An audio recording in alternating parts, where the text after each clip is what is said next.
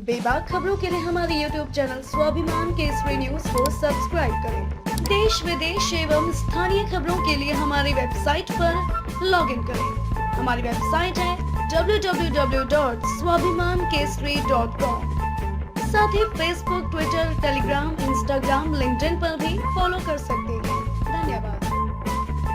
उत्तर प्रदेश समेत 5 राज्यों में विधानसभा चुनाव इस बार बिना बड़ी रैलियों के हो सकते हैं। चुनाव की तारीखों के ऐलान के साथ ही चुनाव आयोग रैलियों में लोगों की संख्या और कोरोना उचित व्यवहार के कड़ाई से पालन करने का निर्देश जारी कर सकता है। केंद्रीय स्वास्थ्य मंत्रालय ने चुनाव आयोग को स्पष्ट तौर पर बता दिया है कि ओमिक्रॉन वेरिएंट डेल्टा की तुलना में कई गुना ज्यादा संक्रामक है और ऐसे में चुनाव के दौरान भी मंगलवार को जारी किए गए गाइडलाइंस का पालन सुनिश्चित करना जरूरी है। इस मुद्दे को लेकर अगले हफ्ते चुनाव आयोग के साथ केंद्रीय स्वास्थ्य सचिव की बैठक हो सकती है।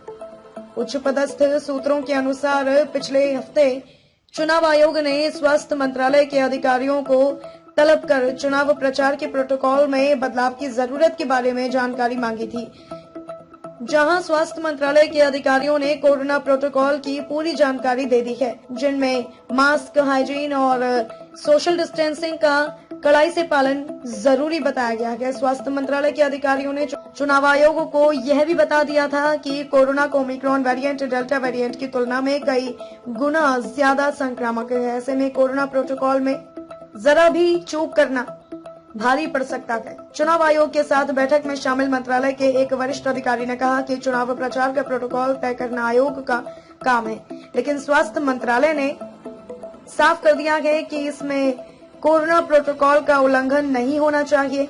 एक वरिष्ठ अधिकारी ने कहा कि चुनाव आयोग के साथ स्वास्थ्य मंत्रालय की बैठक के बाद पूरी दुनिया में ओमिक्रॉन वेरिएंट का प्रकोप कई गुना बढ़ गया है और भारत में इसके मामले तेजी से बढ़ रहे हैं।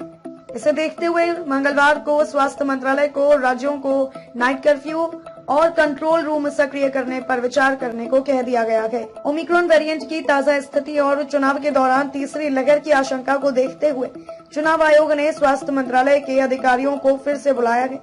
माना जा रहा है कि स्वास्थ्य सचिव खुद आयोग को सारी स्थिति से अवगत कराएंगे। शुक्रवार को इस संबंध में पूछे जाने पर केंद्रीय स्वास्थ्य सचिव राजेश भूषण ने कहा कि वे सिर्फ मंगलवार को जारी गाइडलाइंस का कड़ाई से पालन सुनिश्चित कराना चाहते हैं।